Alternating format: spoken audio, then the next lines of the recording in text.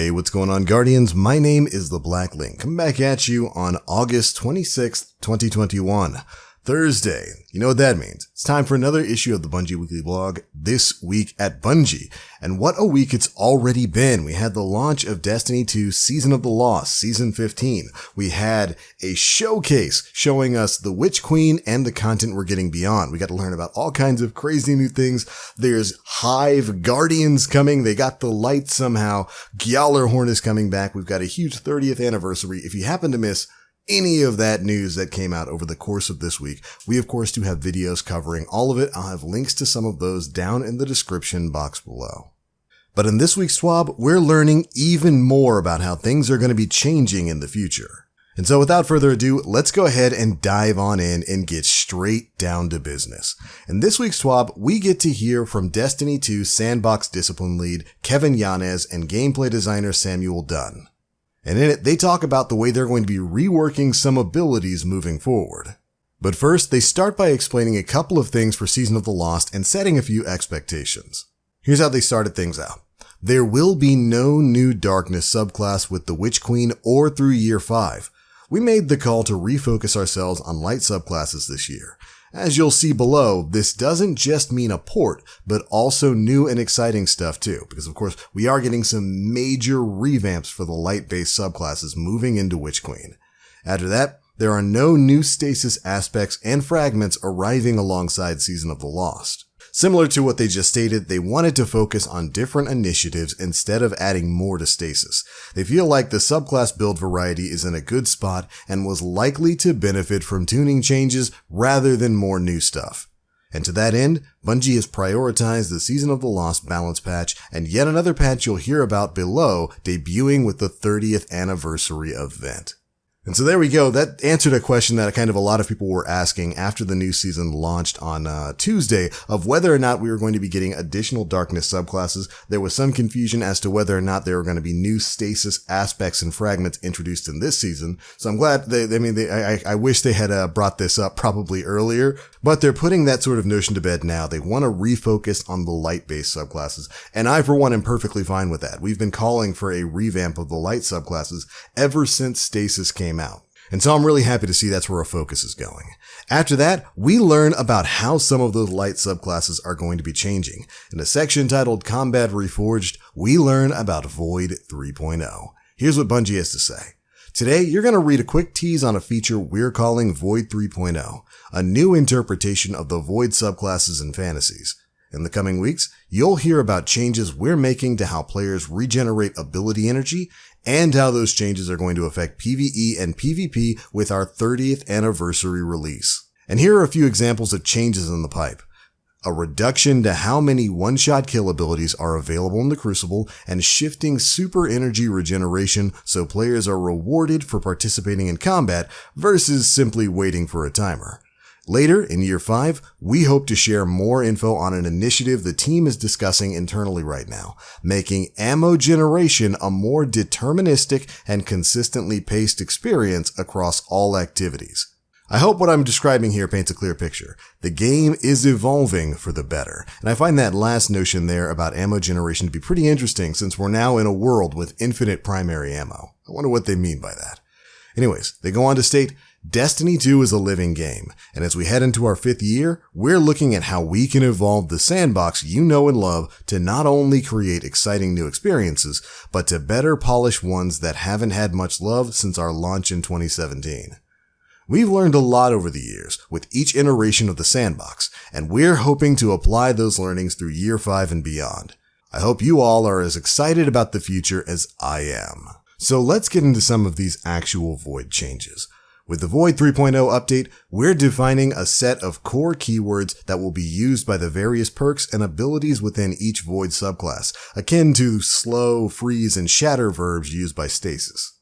Each class will specialize in a few of these verbs, but it will be possible to dabble in the rest by coordinating with your fire team or with certain combinations of abilities and fragments. Additionally, these verbs will appear in other places outside of the subclass screen, like weapon perks, exotic armor, and mods from your seasonal artifact. And we intend to continue expanding that list as we move forward. We believe that these systemic interactions between your abilities and your gear are the core of the Destiny build crafting game. Within Void, there are 3 negative status effects that you'll be applying to enemies. 1. Suppression. The target is knocked out of any active abilities and can't activate any movement or ability modes as long as suppression persists. Afflicted enemy AI combatants can't shoot their weapons. Next, Weaken. The target takes increased damage and has their movement slowed. Enemy AI combatants fire their weapons with decreased accuracy. And then finally, Volatile. The target is afflicted with unstable void energy and will explode upon taking additional damage or on death. Then after that, we've got 3 positive effects that you'll be applying to yourself and allies. 1. Void Overshield, a protective barrier of void light which reduces damage taken from combatants.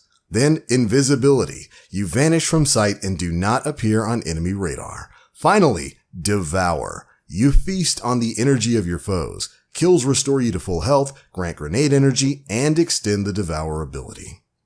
These verbs should all be familiar to veteran players, but now exist in a new, broader systemic framework that will allow us to consistently spread their behaviors across the game, where previously they mostly existed in their own siloed off subclasses, which I can definitely agree with. Devour Warlock was my main for a long time. But after that, we're going to be learning specifically how this is going to be changing up some of the subclasses. Here's a quick look at some of the updated abilities you'll be able to play with once Void 3.0 drops. First up, changes to Night Stalker Hunter, starting with Shadow Shot and the Mobius Quiver Super. With Void 3.0, you'll be able to fire 2 volleys of 3 Void arrows in a cone which seek out enemies and spawn Void Anchors on impact. Shadow Shot makes tethered enemies volatile and deals increased damage to tethered targets. They state that one of the main usability pain points of the current iteration of Mobius Quiver is having to press the super input a whole bunch of times to fire each arrow individually, which is cumbersome and takes a lot of time, and often results in the player drifting somewhere they didn't intend to be, off the side of the cliff or something like that. By firing multiple arrows at once, it should be a lot easier to blanket an area with traps in preparation for a fight or put burst damage on a boss. Next, we get a look at a new aspect for Night Stalkers, Stylish Executioner. Defeating a weakened, suppressed, or volatile target grants invisibility and true sight. After performing a stylish execution, your next melee attack while invisible also weakens enemies. This is going to be a twist on Middletree Night Stalker's current Flawless Execution perk. This aspect lets the hunter specialize in defeating debuffed enemies to keep looping their invisibility. Love it. Then we move on to the Sentinel Titan, who's getting a new aspect of their own titled Overwatch. Cast a Void-empowered barricade to grant a Void Overshield to yourself and nearby allies. The empowered barricade slowly regenerates the Void Overshield of allies, bunkering behind it. We want players to be able to lean into the Sentinel fantasy of being the frontline protector for your team, so Overwatch is a powerful tool for setting up prior to an encounter and providing a safe haven to fall back to when things get spicy. After that, we also got a new melee to talk about in Shield Toss. Hurl your shield towards an enemy. The shield can ricochet off enemies and surfaces, granting you a small chunk of Void Overshield for each enemy hit.